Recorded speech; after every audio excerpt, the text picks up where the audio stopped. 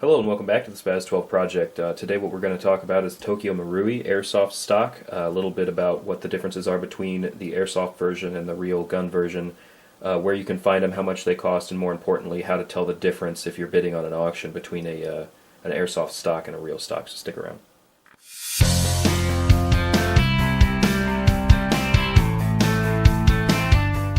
Okay, so with the folding stocks going for a whole lot of money recently, I think one sold last week for around $650 on Gunbroker as the time of this video. One thing that concerned me was in the Jurassic Park subreddit on Reddit, a user brought to my attention that these airsoft stocks for the Tokyo Marui Spaz 12 are now available again, and I'll put a link down below in the videos to where you can find those. They cost about I think it was $135 or so, $150 shipped, somewhere around in there.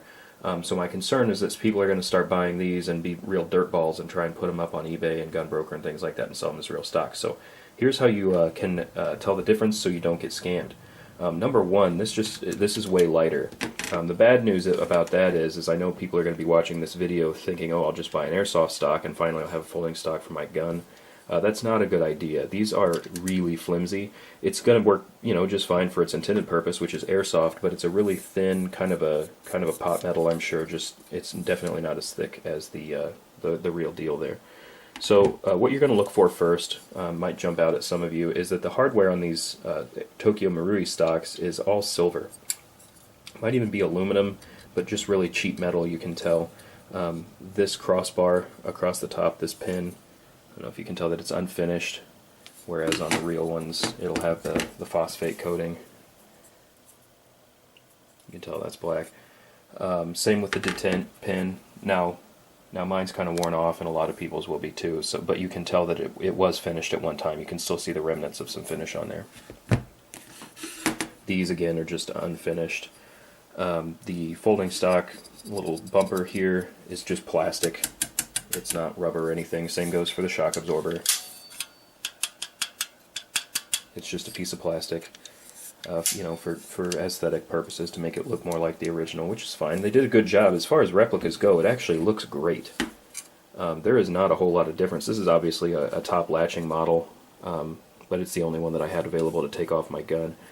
But that's how you can kind of tell. So, ask for pictures, close-up of the hardware, ask for pictures, shock absorber. You can tell it's just a piece of plastic. It doesn't look anything even like the original ones. It's just really, really thin, cheap plastic.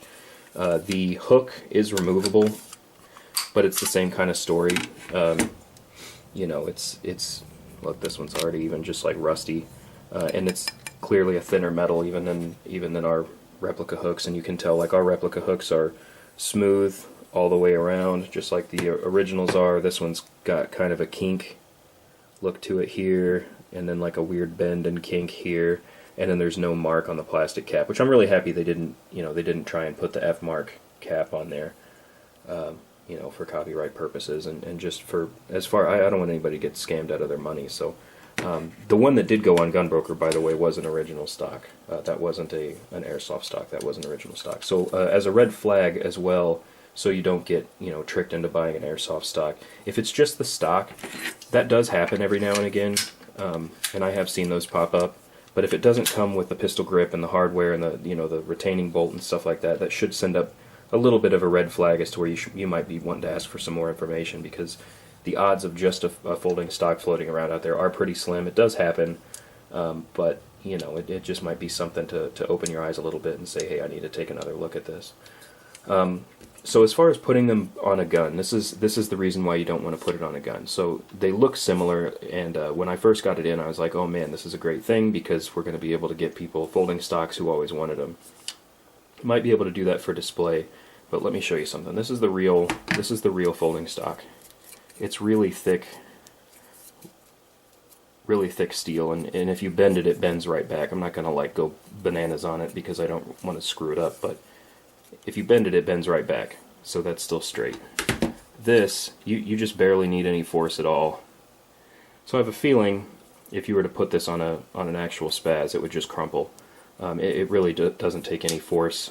There, see, I just pinched the ends together just like I did that one. So I just pinched the ends together on that one, and it springs right back. So probably no good for a real gun.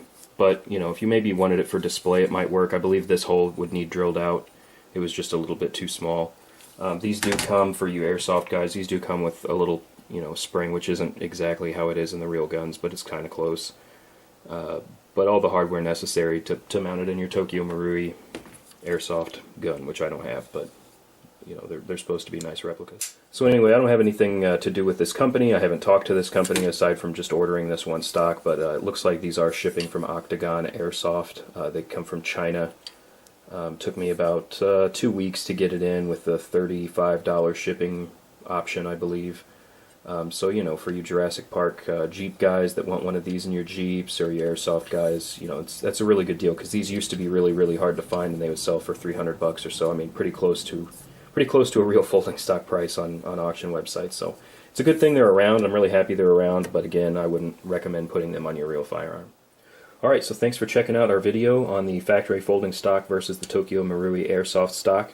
Hopefully, you know, this is good information for a lot of you guys, and yeah, thanks for sticking around. We got more stuff coming up this summer, so keep checking back.